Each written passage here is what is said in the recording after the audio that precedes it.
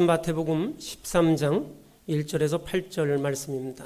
오늘은 또 우리가 권사 임직 예배로 또 드리게 되어서 감사합니다. 우리가 권사 임직 예배 드리면서 또 기쁨과 감사가 넘치는 예배가 되기를 기도하고 또 준비했습니다. 우리가 주님의 일을 우리가 잘 감당하고 또 하나님의 기쁘시게 하면 우리가 직분도 하나님께서 주시고 또 하나님과 사람에게 또 인정도 받고 그렇게 됩니다. 그러면 우리가 얼마나 기쁘겠습니까? 우리가 이 땅에서 이런 임직식이나 이런 것을 보면서 우리가 나중에 천국에 가면 우리가 얼마나 큰 상급을 받겠습니까? 얼마나 큰 기쁨이 있겠습니까? 그것을 우리가 잠깐 이 땅에서 조금 경험을 하는 거죠. 우리가 주님이 주시는 칭찬과 축복을 이 땅에서 경험하는 것이고 우리 천국 백성의 길을 가는 우리는 마땅히 기쁜 마음으로 축하하고 또 나도 하나님 앞에 또 칭찬받는 이 거룩한 주님의 백성이 되어야 되겠다, 이런 다짐도 필요할 것입니다.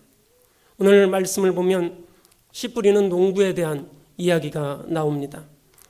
이스라엘에서 유학생활 하셨던 목사님이 그러시는데 이스라엘이 굉장히 그 작은, 아주 나라가 작은데도 불구하고 이 사계절이 다 있다고 그래요.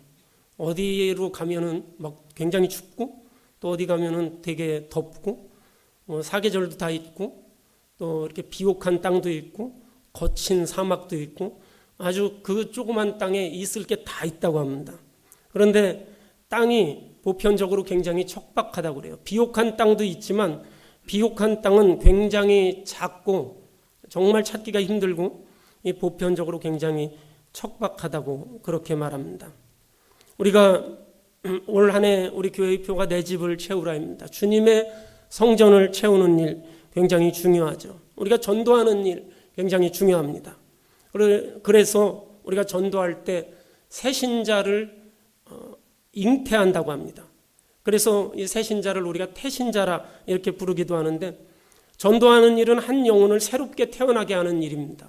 그냥 교회 안 다니는 사람을 내가 데려다가 교회에 앉혀놓는 것, 이것이 아니라 그의 마음속에 예수 그리스도를 영접하게 하는 것, 이것이 굉장히 어렵고 힘듭니다. 예수를 믿지 않는 이들이 나를 보고 내가 당신을 보고 예수를 믿고 싶습니다, 예수를 알고 싶습니다, 교회를 나가고 싶습니다, 이런 그 말을 했다면, 그런 말을 들어보셨다면 그분은 옥토와 같은 그러한 사람입니다. 하나님께 축복받은 그러한 사람입니다. 그런데 그런 말을 듣기가 참 힘들죠. 전도하는 일이 굉장히 힘듭니다.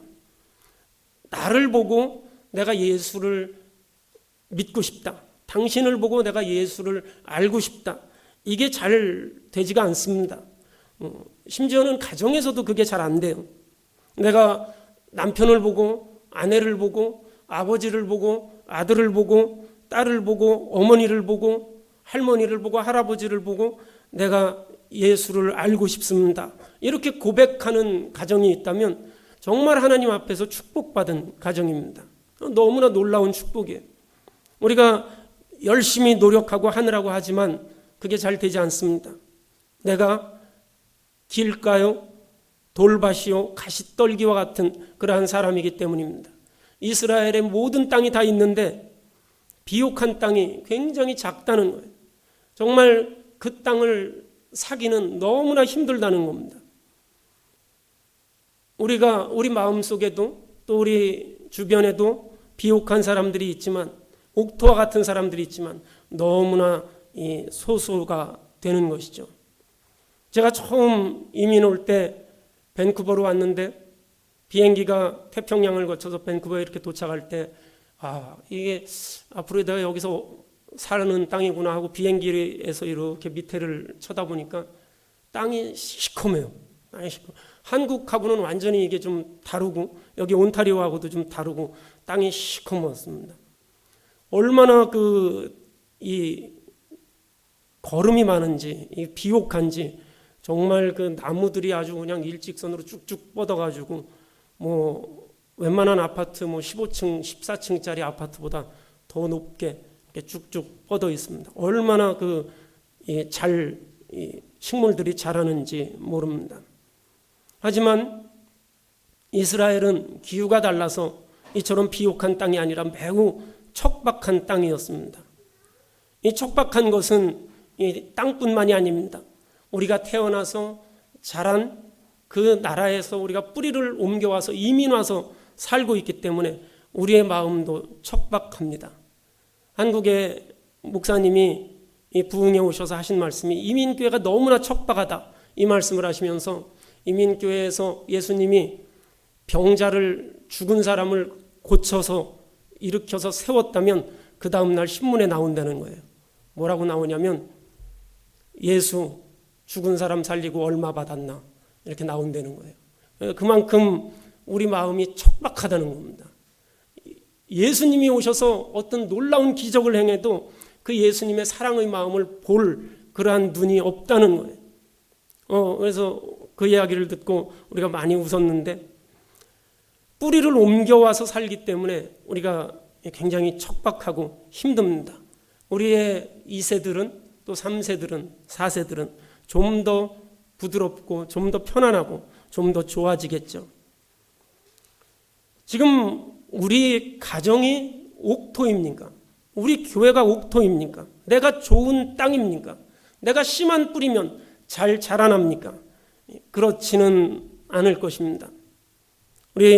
저희 부모님이 인천의 소래라는 곳으로 이사를 가셔서 거기에서 사셨는데, 소래라는 곳은 포구였던, 염전이었던 그러한 땅이었는데 지금은 거기가 이렇게 도시가 됐습니다. 그런데 그 부모님 댁에 가면 볼품없는 나무가 마당에 하나 있었습니다. 아주 볼품이 없고 시원찮은 나무인데 감나무라고 그래요. 그런데 한 번도 감이 열린 것을 본 적이 없습니다. 마당이 돌밭이고 예전에는 그곳이 염전이었기 때문에 그런지 아주 열매가 하나도 없었습니다. 그 나무 밑에 큰 개가 살았습니다. 어머님이 매일 그 개똥 치우는 게 아주 곤욕이시라서 매일 그 개똥 치우시고 이러는 게 곤욕이어서 하루는 제가 부모님 댁에 갔다가 마음 먹고 개집 옆에다가 큰 구덩이를 팠습니다. 오기가 생겨서 하루 종일 팠어요. 그랬더니 제 키만큼 팠습니다. 그래서 계단을 만들어서 나올 정도로 깊이 팠어요.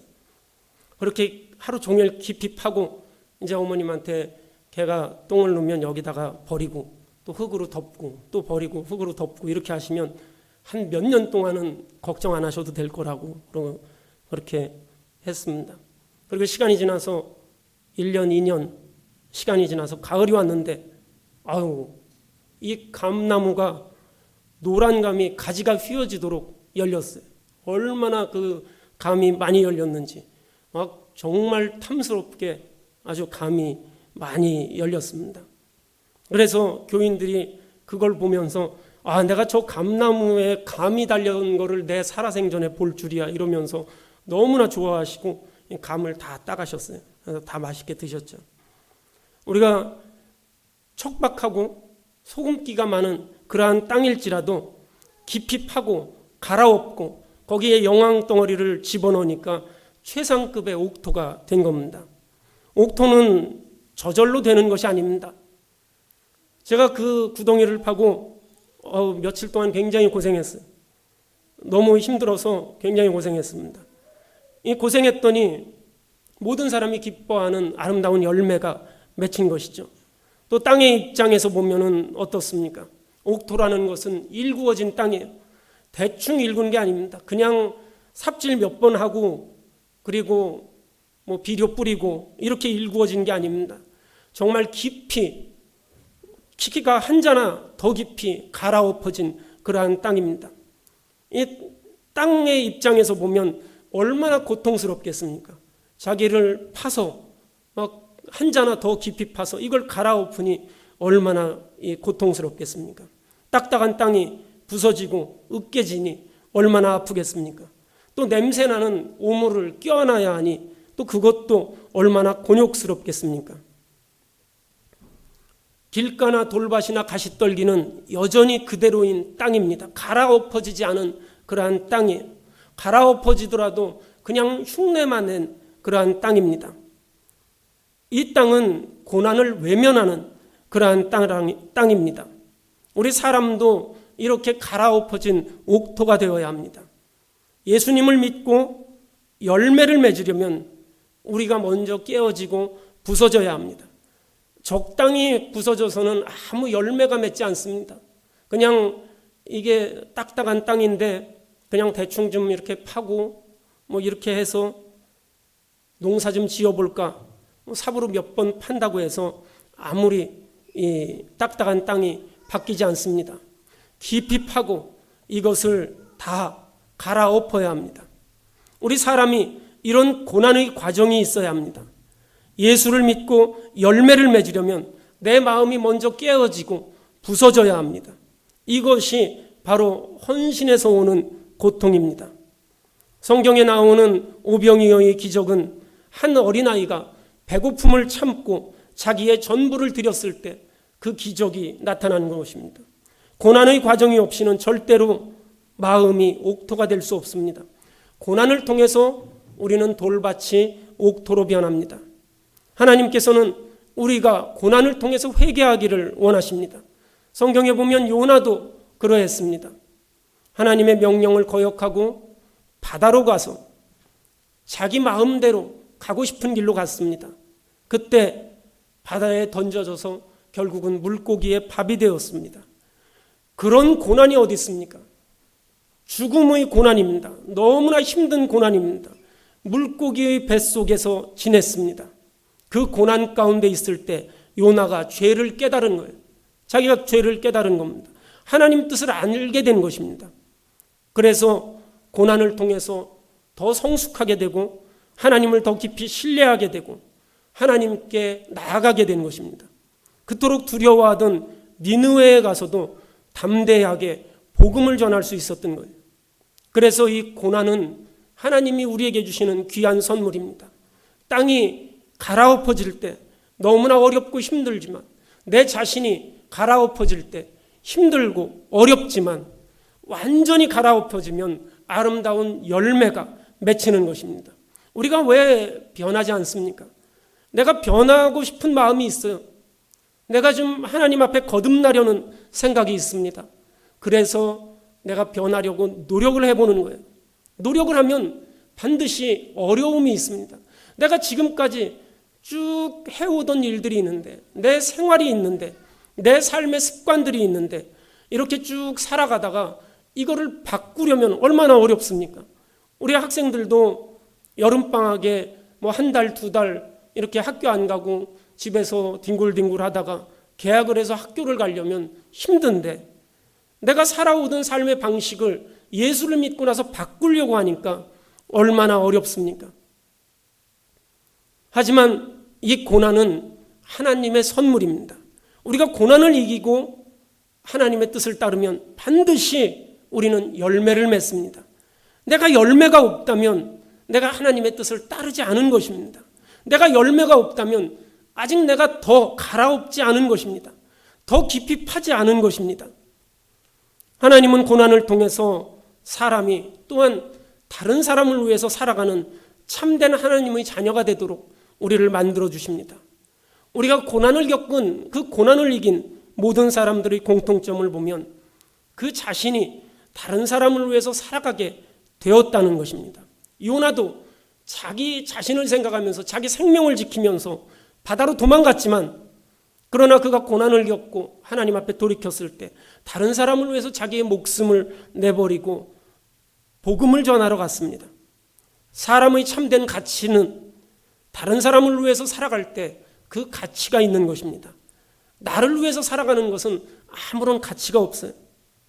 다른 사람을 위해서 살아갈 때 그 참된 가치가 있습니다. 다른 사람을 위해서 자기의 것을 희생하고 다른 사람을 위해서 내가 헌신하고 살아갈 때 내 자신은 물론이요, 다른 이들도 사람의 가치를 느낄 수 있게 하나님이 창조하셨습니다. 하나님께서 고난을 통해서 사람들로 하여금 타인을 바라보게 하시고 남을 위해 살게 하십니다. 고난을 통해서 죄에서 돌이키게 하시고 타인을 위해서 헌신하고 희생할 수 있게 많은 사람이 유익을 얻게 하십니다.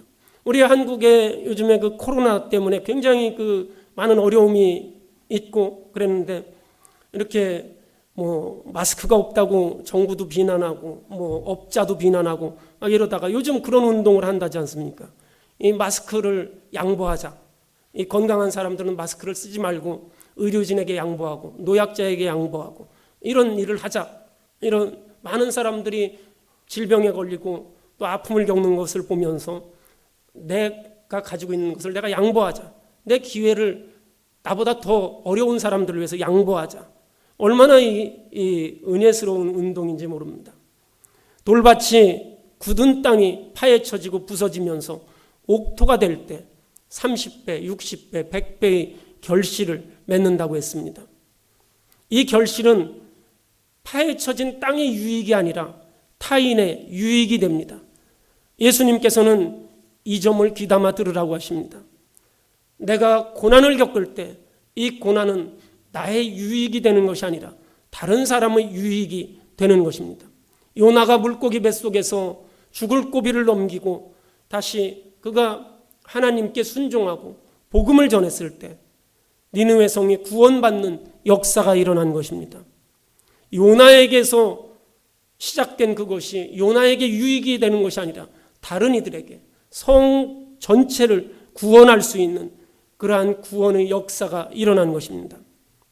내가 고난의 과정을 통해서 내가 옥토가 된다면, 그리고 결실을 맺는다면 이것은 다른 이들의 유익이 되고 이것이 하나님께서 인간에게 주신 가장 소중한 가치입니다.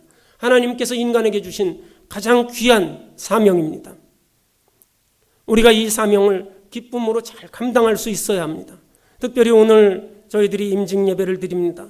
또 은혜롭게 네 분의 권사님을 세우고 또 예배를 함께 드리는데, 우리 임직을 맡으시는 우리 네 분의 권사님이 특별히 교회의 직분자로 십자가의 멍에를 감당하시길 바랍니다.